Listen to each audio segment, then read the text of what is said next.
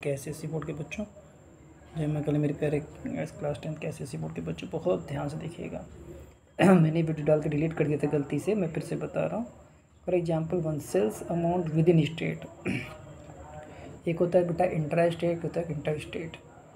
तो intra state और inter state देखिए, जब स्टेट के अंदर ही जब बिक्री होती थी, मुझे CGST GST SGST सब निकालना पड़ता है। तो देखिए इसको करने का अगर ढंग से आपको बोर्ड के एग्जाम में लिखना है तो पहले पर्टिकुलर्स लिखें।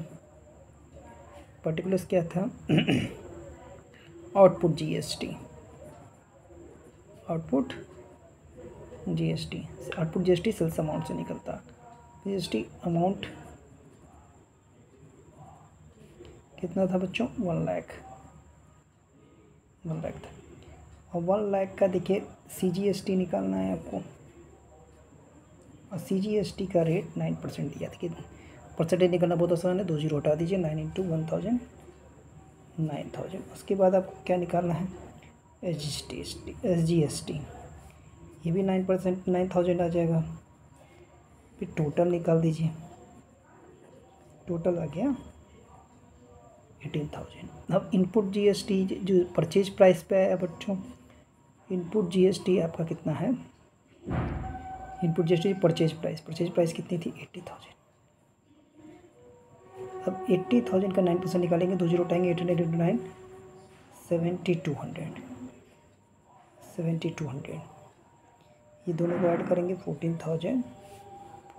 अब लिखेंगे पेएबल GST पेएबल GST क्या आ गया? ये आ गया 1836 रुपये पेएबल GST आ गया।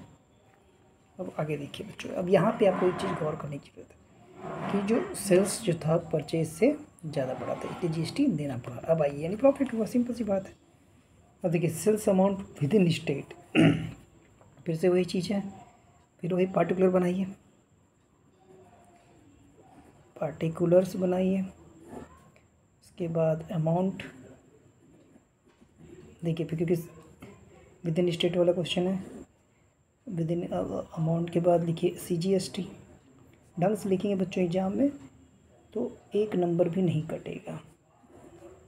और टोटल पहले इनपुट आउटपुट GST यानी सेल्स वाला, देखिए आउटपुट GST 60,000 रुपये। अब 60,000 का 9% निकालेंगे बच्चों तो आएगा 5,400। यहाँ भी 5,400 आ जाएगा। टोटल कितना हो गया? 10,800। इनपुट GST निकालिए, इनपुट GST आपका बच्चों आ गया 70,000। 70,000 का 9% निकालेंगे तो 6300, ये भी 6300, ये आ गया 12,600। अब देखिए यहाँ पे इनपुट GST आउटपुट GST से ज़्यादा है, तो इनपुट GST जो पेएबल है वो आउटपुट GST से ज़्यादा है, तो इसे कहा जाता है GST क्रेडिट। GST क्रेडिट कितना हो गया बच्चों? 900 यानी GST पेएबल कितना हो जाएगा बच्चों? GST पेएबल कितना आ जाएगा? 0 रुपया। यानी पर जब इनपुट GST आउटपुट GST से बड़ा हो तो हमारा GST पेएबल 0 रुपया आ जाता है। थैंक यू बच्चों।